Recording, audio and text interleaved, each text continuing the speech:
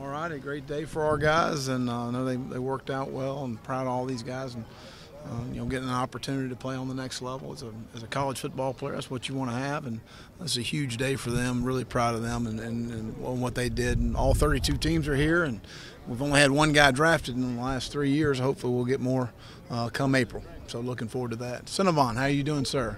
What's up? Yes, sir. Nice to meet you. Go ahead. Coach, what's it like, guys like Taylor been here, coming back and, making this pro day kind of special for guys that are looking to get to his. No doubt. Great to see the former players back. We have a former players locker room in our new building, and I know our guys working out today, dressed in there today, which is a little bit different for them, but it's exciting to always have the guys come back.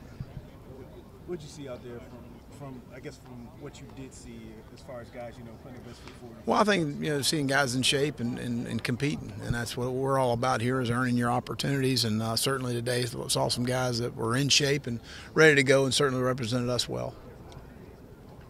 With Debo and sort of the attention he's gotten through this process, how have you seen him respond to it and kind of go through it? Debo's Debo, hadn't changed a bit. It's been very impressive to hear a lot of the scouts and a lot of the coaches here today talk about him and how he's handled this process and how impressive he was in interviews. And that really goes for all of our players. And it's been great to hear a lot of very positive comments today about how our guys have handled this process. Well, when you have a guy like Zach who had a late season injury, how was his attitude through the recovery? Awesome. Really, I thought he worked out, and I thought he moved extremely well today. He's a big, powerful man. He's played a lot of football for us. He played on the edge, obviously, a year ago, and then moved back inside, which is his most natural position. But he's a guy that can create a lot of movement inside, and I know a lot of teams are interested. When it first happened with the injury, were you kind of like some other folks thinking, "Oh man, not now"? I mean, what was your? Well, I shouldn't. Anytime. There's never a good time, for an injury like that. But certainly when it's, when it wasn't a soft tissue issue, that's obviously, the bone's going to heal, and that's, something that frustrated for him to not be able to perform at the combine and be on that stage because you only get that one opportunity. But really proud of Zach and what he's done here at the University of South Carolina.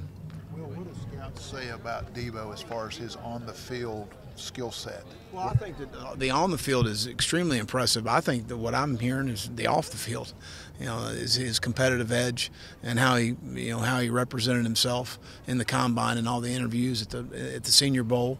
But his work ethic is his most talented attribute. I've said that all along since I've met him. Is how he works and how he goes about his business. Well, as far as any player, is there one or two main topics that NFL personnel want to discuss with you, or is it just all the way across the spectrum, so many different topics? Again, I always tell our guys, and I told our football team this morning, we had meetings, that it's their determination if he's a good enough player for their organization. They're not asking me if he's good enough. They're asking about his work ethic. They're asking about what kind of person he is. They're asking about how durable he is. Those are the questions that I get asked as far as those things are concerned, and we're honest with every team because we want them to respect us and our opinion and those sort of things, and that's helped us with a lot of guys that have played for me because they know if I put my name on one that he's going to be a good representative of their football organization. It's the first time I guess scouts have gotten to see the new ops building. What's been their reaction to it? Just impressed with everything. They couldn't get in. They didn't have a key card. So we kept them out. But, no, they're all going to walk through it, I think, when we get done here, and everyone's been impressed. As far as the underclassmen and going through that process, have any of those guys done that stuff? I remember that was kind of a new thing in the past. How's that been? Not as much. We're very open here, and we'll have a lot of teams come through at the end of, as we conclude spring practice to get a good start on some of our younger players going into the summer. And then we're very open in the fall as far as NFL scouts are concerned to give our guys an honest assessment. I think that really helped us with our underclassmen this past year because they see these scouts at practice every single day. We open our doors to all the scouts and to the NFL every single day to have them to evaluate our guys, and our guys get an honest opinion and get the right information because generally the right decision is made when they get the right information. Is there anyone who really helped themselves today as far as, putting a good performance in front of the it'd be hard. It don't matter what I think now. It matters what the scouts think, so you need to ask them. But when you were on the NFL side of it, how many of these pro days did you go to? A bunch. I mean, you want to see work ethic. You want to see a guy put him under duress a little bit as far as the physicality of the workout. So it's a very important process to see how they respond to hard coaching. It's no different than our camp settings in the summer. I want to be able to see a guy work with a guy a little bit.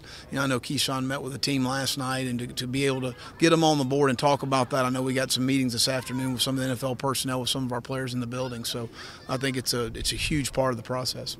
When you first got here, one of the guys you identified as really important to your program was Bryson. Alan Williams, how have you seen him evolve over the course of your tenure?